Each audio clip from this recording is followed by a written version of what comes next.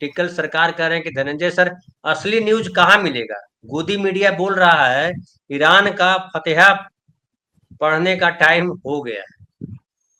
असली न्यूज वहां मिलेगा जहां कमजोर के साथ खड़ा हुआ जाता है। जो ताकतवर के साथ खड़ा है जान लीजिए वो नकली न्यूज बेच रहा है। जो असली न्यूज वही बेचेगा, या कहिए असली न्यूज वही कहेगा जो कमजोर के साथ खड़ा है। सुनील जी, क्या आपको लग रहा है कि ये जो ईरान और इजराइल के बीच का जो युद्ध है वो ये हमारे लिए कितनी बड़ी मुसीबत है। और एक और बात, अगर मैं थोड़ा सा और पीछे ले जाऊं, कि जब ग्लोबलाइजेशन हुआ था, जब जब सोवियत संघ का विघटन हुआ था और लगा था कि अब दो शक्ति अब नहीं है, टकराव वाली अब स्थिति खत्म हो गई है, फिर ग्लोबलाइजेशन आ गया तो लगा पूरी दुनिया में आर्थिक क्रांति आ गई। और आर्थिक क्रांति, बिजनेसमैन लड़ाई नहीं करता है। लेकिन पिछले कुछ सालों से जो दिख रहा है कि चाहे रूस और यूक्रेन का मामला हो, चाहे इजराइल जिस तरह से भिड़ता रहता है, क्या आपको लग रहा है कि वो जो एक सोच था कि ग्लोबलाइजेशन के बाद सब चीजें नॉर्मल हो जाएगी आर्थिक क्रांति के बाद, फिर से वो कहीं और फंस गया वो? धन्यवाद धनंजय जी। आर्थिक ताकत के साथ साथ राजनीतिक ताकत भी चाहिए, भूभाग पर कब्जा भी चाहिए, विस्तारवादी सोच भी चाहिए। अगर आप आर्थिक संपन्नता के साथ साथ खुश हो गए होते तो ये विस्तारवादी सोच रखने की आवश्यकता नहीं थी। जिन जिन की ताकत बढ़ी सब अपने अपने क्षेत्र को बढ़ाने लगे। इजराइल के साथ क्या हो रहा है? इजराइल कोई अपने आप में तो उसके पास कोई ताकत नहीं है, उसके साथ अमेरिका खड़ा है, हमेशा से खड़ा रहा है। इतनी ताकत उसके पास कभी नहीं रही। और आप इसका अंदाजा इससे भी आप लगा लीजिए कि वह किसी देश को तो छोड़ दीजिए, जो ये अतिवादी संगठन है, उग्रवादी संगठन है, कहिए आप, ये हमास, हिजबुल्ला, हुती, इनसे निपट नहीं पाए। उनसे भी लगातार झगड़े चल रहे हैं और किसी ने सरेंडर नहीं किया। आज भी इजराइल जो उसके अपहरित नागरिक थे जिनको हमास ने अपहरण कर लिया था, वो छुड़ा नहीं पाए। उन्होंने अमेरिकी नागरिकों को छोड़ दिया लेकिन इजराइल के लोगों को नहीं छोड़ा। तो कुछ लोगों को छोड़ा है लेकिन सभी को अभी तक नहीं छोड़ पाया। महिलाओं ईरान और के बच्चों बाद के साथ छोड़, महिलाओं और बच्चों के साथ छोड़ दिया था। वृद्ध लोगों को भी साथ छोड़ा। हाँ, सवाल इस बात का है कि अब आप ईरान से उलझ गए। ये सही है कि पश्चिम एशिया में ईरान ही एक ऐसा मजबूत देश है जो इजराइल के खिलाफ लगातार खड़ा है, खासतौर से 1980 के बाद। उसके पहले तो दोनों देशों के बीच तो अच्छे संबंध थे। राजा साहब पहलवी का जब शासन था तो कोई इस तरह के टकराव नहीं थे। और पहलवी भी कोई चुने हुए सरकार तो थी नहीं, चुनी हुई सरकार को गिरा करके अमेरिकी ताकतों ने उनको स्थापित किया था। आप इतिहास देखिएगा तो आप मिलेगा। फिर पहलवी का शासन इस कदर चला कि वहां इस्लामिक क्रांति हो गई।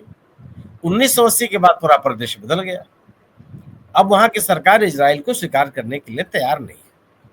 और ये आरोप लगते रहे हैं ईरान के ऊपर कि वह उन सभी नॉन स्टेट प्लेयर्स को मदद करता रहा जो इजराइल के खिलाफ लड़ाई लड़ते रहे, और इजराइल के खिलाफ उसकी प्रैक्टिस की लड़ाई हमेशा से जारी रही। जो पश्चिमी के देश हैं वो हमेशा गुणगान करते रहे इजराइल का, इजराइल को ताकत देते रहे, इजराइल के बारे में तरह तरह के धारणाएं बनाते रहे कि बड़ा मजबूत देश है, बड़ा तकनीकी रूप से विकसित देश है, कोई सब कुछ बिगाड़ नहीं सकता, ऐसा है वैसा, तमाम तरह की धारणाएं बनाई गई। और ये इसी क्रम में स्थिति आई है कि पूरी तरह से सुरक्षित है, उसके सुरक्षा में कोई सेंध नहीं लगा सकता। हमास ने भी इस भ्रम को तोड़ दिया और ईरान ने भी इस भ्रम को तोड़ दिया। आज सोचिए कि कम से कम 2500 किलोमीटर की दूरी है इजराइल और ईरान के बीच में, सीमाएं आपस में मिलती नहीं है, कोई भूभाग नहीं मिलता, लेकिन वहां से भी ईरान इनके ऊपर हमला कर रहा है। और निश्चित रूप से 100% उसके हमले सफल नहीं है, लेकिन किया और भारी नुकसान पहुंचा है।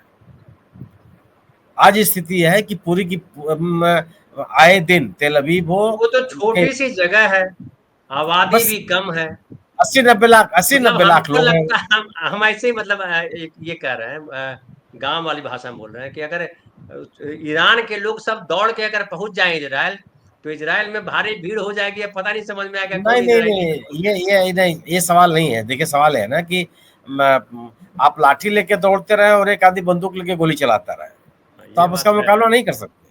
बिल्कुल सही। लेकिन यही भ्रम था इजराइल को कि उसकी बंदूकें इतनी ताकतवर हैं कि ईरान सरेंडर कर देगा। वो हुआ नहीं। लोग, दुनिया के तमाम लोग ये मान रहे थे, जिनका ये मानना था कि जो सैन्य शक्ति है इजराइल के पास, उसके सामने ईरान ठहर नहीं सकता। ईरान पिछले कई दशक से अपने प्रतिबंधों को झेल रहा है, तमाम आर्थिक संकट का सामना करना पड़ रहा है, बावजूद इसके अपना एक देश के रूप में स्थापित है, चल रहा है। निश्चित रूप से जो आज की सरकार है वहाँ, खेमनेई सरकार, वो बहुत पॉपुलर सरकार नहीं है, वहाँ लोगों के मन में बहुत सारी नाराजगी है, लेकिन इस इजराइल के हमले ने उस सरकार को फिर पॉपुलर कर दिया। लोग सड़कों पर निकल करके सरकार का समर्थन कर रहे हैं कि इजराइल के खिलाफ लड़ाई लड़ो और युद्ध करो। एक ऐसी सरकार धीरे धीरे बनती जा रही थी जो ये स्थिति होती कि हो सकता है कि अपने ही भार से ध्वस्त हो जाती है, वहां लोग सड़कों पे आ जाते, क्योंकि आर्थिक व्यवस्था बहुत खराब है, शिक्षा की हालत बड़ी खराब है, स्वास्थ्य की हालत बड़ी खराब है, बहुत बहुत बुरी हालत है। कोई बहुत अच्छी स्थिति नहीं है जिसको आप कहिए कि वो अपने तेल नहीं बेच पा रहा है, तेल का खनन नहीं कर पा रहा है, तमाम तरह के प्रतिबंध है उसके ऊपर, बावजूद इसके अपना उसका उनका कार्यक्रम चल रहा है वो। लेकिन जिस तरह इजराइल को का प्रतिकार किया है ईरान ने, यह सबको चौंका दिया। लोगों के मन में तमाम लोगों की गलतफहमियां दूर हो गई, और इजराइल को भी ये लग रहा था कि वह इस लड़ाई को 24 घंटे के अंदर खत्म कर लेगा, वो स्थिति नहीं बनी। और ये सोचना चाहिए था कि यह ईरान इराक से कितनी लंबी लड़ाई लड़ा है, कई साल लड़ता रहा हो, खत्म तो नहीं हुआ, और इराक को पश्चिमी देशों ने बर्बाद कर दिया, वो अपनी ताकत के साथ बना हुआ है। तो ईरान इस स्थिति को पहचानता है, और ईरान के साथ यह है कि वह अपनी पहचान के साथ आगे बढ़ेगा। निश्चित रूप से इस संघर्ष अगर बढ़ता है, इसका विस्तार होता है, तो दुनिया के तमाम देशों के सामने संकट होगा, जिसमें अमेरिका भी शामिल है, रूस भी शामिल है, चीन भी है और भारत भी है। यूएस के सामने की स्थिति आप देख लीजिए कि लोग सड़कों पर निकल पड़े हैं वहां, और उन्होंने इस्राइल के खिलाफ नारे लगाए। छोटी मोटी संख्या नहीं है, लाखों की संख्या में लोग सड़कों पर आए। तो यूएस के सामने यह भी एक दबाव आ गया कि वो करे क्या, वह खुल के इजराइल के साथ जाए या अपने लोगों के जन दबाव में वह इस लड़ाई को खत्म कराने का प्रयास करे। और अगर ये लड़ाई खत्म हुई कि यूएस के हस्तक्षेप से, तो इजराइल का बहुत नुकसान होगा। इजराइल के बारे में जो धारणा बन रही थी कि एकदम अपराजय है और अरब देशों की किसी की ताकत नहीं है कि इजराइल से लड़ ले, वो पूरा का पूरा परसेप्शन होगा, खत्म हो जाएगा। ये चुनौती है उनके सामने। लेकिन युद्ध में शामिल नेतन्याहू तो करियर खत्म हो जाएगी, नेतन्याहू खत्म हो जाएगा। नेतन्याहू तो ऐसे भी बर्बाद है, उसके खिलाफ बहुत सारे आरोप हैं। वह तो केवल अपनी राजनीतिक स्थिति को बनाए रखने के लिए इस युद्ध में, पूरे देश के युद्ध में झुके हुए हैं। ये दुनिया के लोगों को भी समझना चाहिए कि वो किस वजह से इतना हमास के खिलाफ हो और चाहे ईरान के खिलाफ लड़ाई लड़ रहा है। मेरा अपना मानना है कि लड़ाई बहुत जल्दी नहीं खत्म होगी, बड़ी ताकतों को इसमें हस्तक्षेप करना पड़ेगा। किसी मजबूरी बस दोनों देश पीछे नहीं हटेंगे।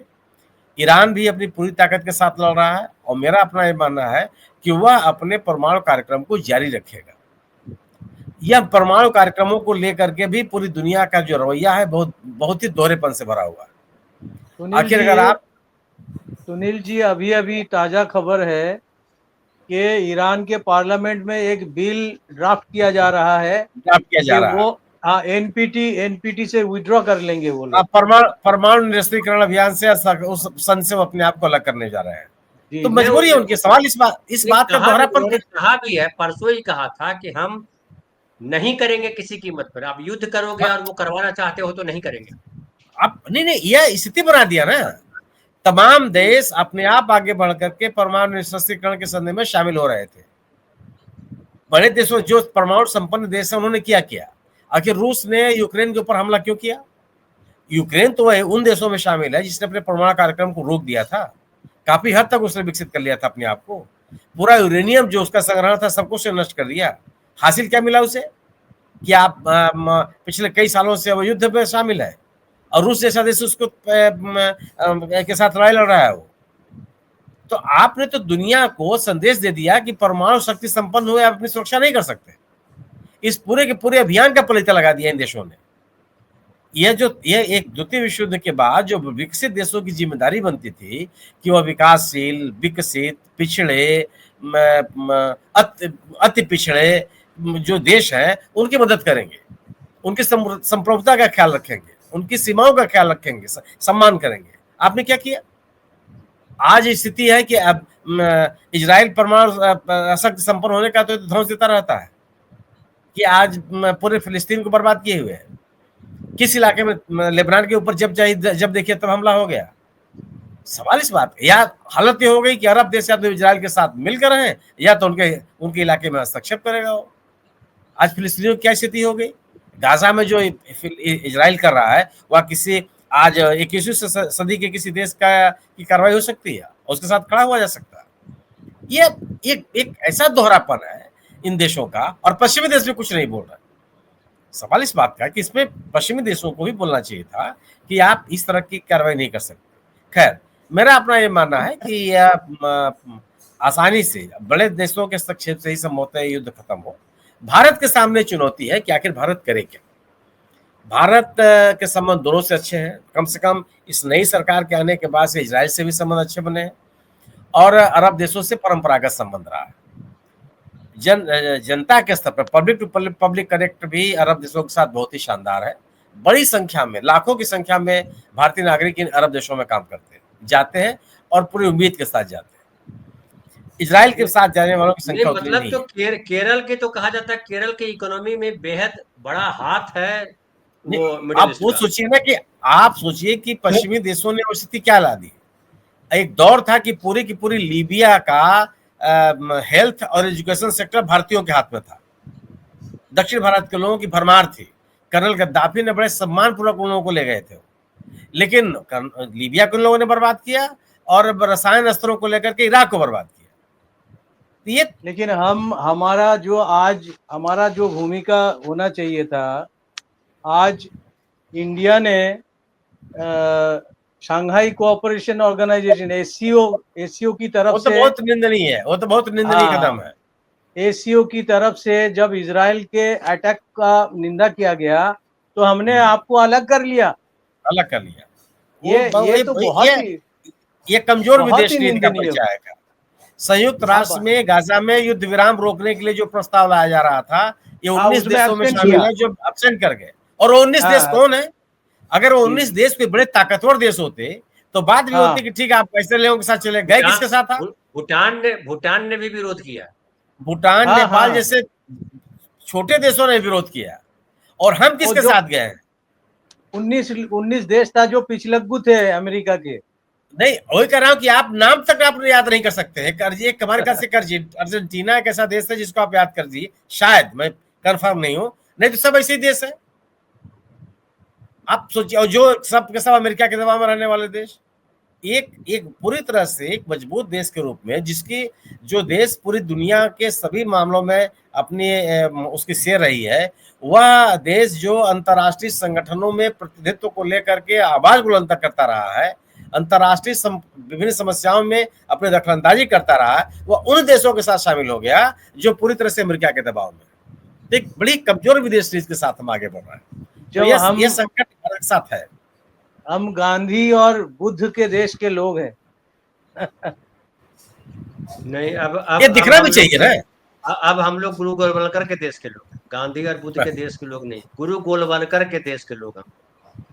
और एक देखिए, एक कुछ सुनील जी कंप्लीट कीजिए। बस मैंने बात पूरी कर ली।